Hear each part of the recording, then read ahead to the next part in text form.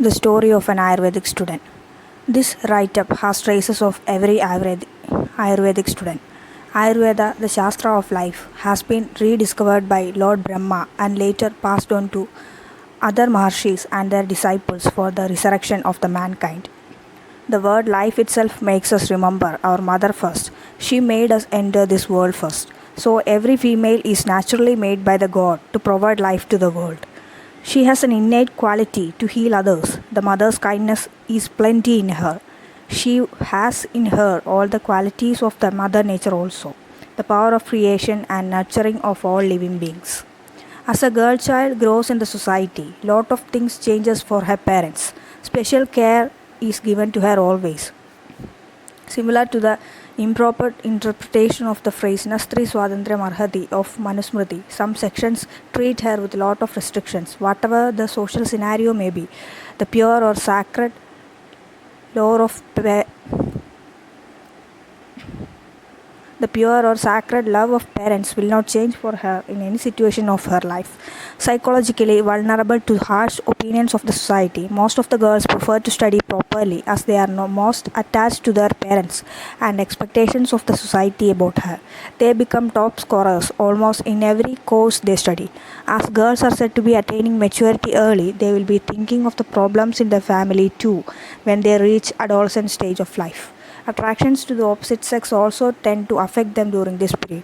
After completing school life, many are entering into various streams, mostly according to the wish of their relatives and social circles. Parents prefer them to study at the native place or state itself, mostly to prevent them from going after external distractions and for focusing more on the study part only. Peer pressure also influences them in this period.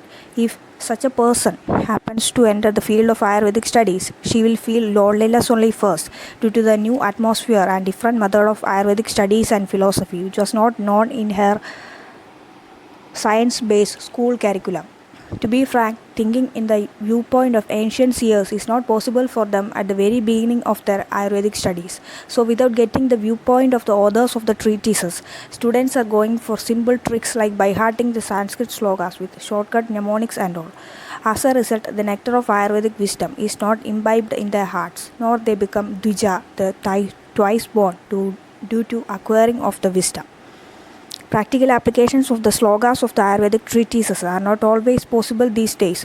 So for that, we need Ayurvedic students who can decode Ayurvedic treatises and also implementing practical applications largely for the same.